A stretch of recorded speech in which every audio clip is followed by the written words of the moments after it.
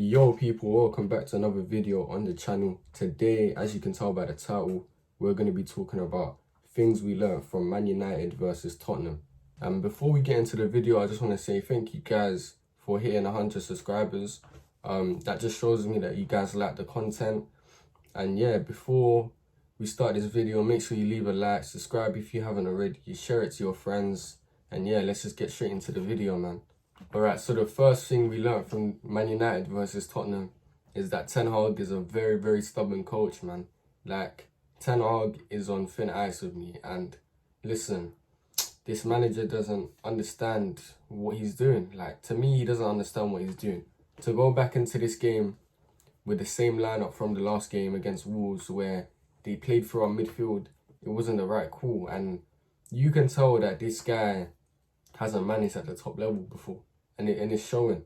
It's showing, like, the decisions he makes by, starting Garnacho after having a bad game last time, signing Mason Mount.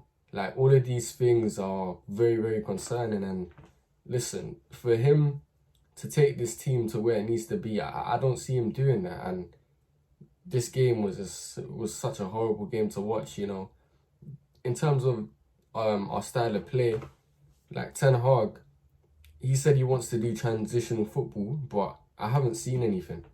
We pressed really well, I'd say, for the first 10 minutes, and then the press died. When Ten Hag came in initially the first time, we as Man United fans thought that we were going to see possession-based football. We thought we could, keep the ball. And Man United aren't able to keep the ball. Today, we saw Ange Postecoglou, a new coach who's only been here for 2 months. I think 2 months now. And he's got this Tottenham team playing way better football than Man United. And he hasn't been here for long. So this thing of giving the manager time is it's really annoying, because we got beaten by a team who are still in their first phases. So I just don't understand all of it, man. Yeah, I just think the stubbornness to continue with the same team from last game shows to me that the manager thought that that team was still good enough to get the job done. And that is very concerning, because it doesn't take a smart person to know that that team just was so imbalanced. It doesn't take a smart person to know that, the midfield, Bruno and Mason Mount can't play together. They're too similar. They occupy the same spaces, same qualities. And when we signed Mason Mount, I just didn't understand what the thought process behind it was, We're signing a player who was not wanted by Chelsea. And Chelsea are near enough rivals to us in terms of league positioning and everything. So the fact that they willingly sold Mason Mount to us was what concerned me. And the fact that Ten Hag decided to go for him when there were other players in the market, like Maddison, who we saw today absolutely boss us, showed Bruno and Mason Mount how to play in the midfield. So, all of these decisions made by Ten Hag are really, really suspicious. So the reason why I'm low-key angry now is because we're losing games, and I haven't seen anything to really make me positive for this season. Today, wow, Mason Mount, horrible game. But Bruno Fernandes, listen, the captain of Man United, this guy cannot keep the ball. He can't keep the ball at all. Like, the way he plays football is like he's got a timer on his boots and he has to release the ball in a certain amount of time. I don't understand why people like Bruno Fernandes, I'll say it again and again, he's not press resistant. He can't carry the ball. He isn't a good player. He isn't a good player. In tight spaces, he can't receive the ball and play. Everyone talks to me about goals and assists, but a game like today where he didn't score or get an assist, what did he do? Same thing with Rashford. Rashford is being shoehorned into the starting 11 by him playing number 9. And all of these points link back to the manager. I don't understand why we have to force things. When Anthony came off, Bruno was moved over to the right, and I just don't understand that. Just because he's the captain, why do you have to leave him on the pitch when he's not playing well? That is just it's an easy safety net for Bruno Fernandes, and this is what's holding us as a club way back. You see the likes of City, they play today. They win and they just play proper football, you know, and that's why they are as successful as they are, and that's why they've done the treble. You know, they got a player in Haaland who can score goals. He may not be good on the eye.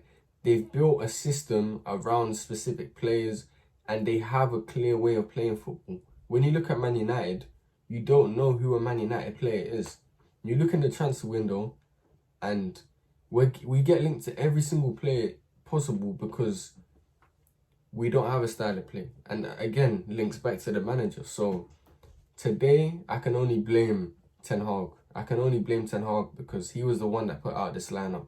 You know, everyone could see that this wasn't good enough. And I said it before the game. I said, if we play this lineup, the same lineup against Wolves, we'll lose the game. We'll lose the game, and we lost today. So, you know, it's up to Ten Hag to change it. But for me, he is very suspicious right now, and I don't trust him. You know, another thing that we learned from today is that this attack is just absolutely inconsistent. You know, Anthony, you know, when we first signed Anthony, I like the thought of Anthony, the way he was being shown in the compilations, you know, and I watched Ajax in a proper possession-based system, and he did look good. And the thing about Anthony, he's good at retaining the ball, but what he lacks is that there's no creativity. You know, he can't beat a man. He doesn't really do anything apart from cutting and shoot, and, you know, he scores the odd goal, but a broken clock is always right twice a day. So just because he scores that goal doesn't make him a great player, you know. He is ineffective. Same thing with Garnacho. I don't know, and I don't understand why he's being allowed to start for Man United, because in all honesty, what team does he start week in, week out for in the Premier League? What team does Garnacho start week in, week out for in the Premier League? Because he doesn't start for Spurs, doesn't start for Man City, doesn't start for Arsenal or Newcastle, you know, doesn't start for Chelsea. You could argue that the only teams he starts for are relegation teams, and that's because I see him as that level. You know, he isn't good enough. And it's the harsh truth, but a player like him should never be starting for Man United in the Premier League against Tottenham, who are part of the Big Six, you can say. It shouldn't be a thing. So when I see things like that, again, you have to link it back to the manager. You have to. These are negligent ideas. I just don't understand it. I really, really don't understand. And that's where my lack of trust is stemming from with this manager, because I don't understand what he wants to do. You know, we signed Onana, but we are not keeping the ball. So what's the point of having him? We could have just kept David De Gea, you know. In terms of the midfield, I think that we need 2 midfielders minimum in the transfer window. We need to act as soon as possible. You know, whether we can get Maguire out, we don't know. But what we do know is that we need another midfielder. And it's just so annoying that we signed Mount, because we've signed a player, but we've gone 2 steps back.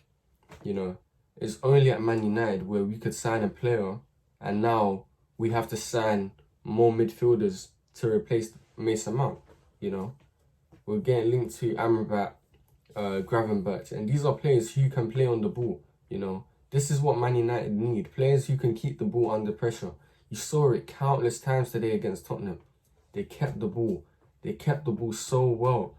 And, you know, when you have technical players, it's easier to coach and instill possession-based football when you have these technical players. It's so much easier. Transitional football is a very risk and reward type thing. We were trying to press man to man. It didn't work. We lost the game, you know. And I saw Ten Hag's comments after the game. He said that, you know, we don't need to focus on the transfer window for right now. We just need to score goals. I understand that point, but we need reinforcements, because if we don't get players in, I think it's going to be a very, very bad season. And, you know, Højlund is another player we signed, and we don't know if that's a guarantee for this year. We don't know if he's going to do well. It's all unknown. And from what Ten Hag is showing me, if you're Hoyland, why would you want to come into this Man United side? Because you're gonna look bad. You know, where's he gonna get chances from?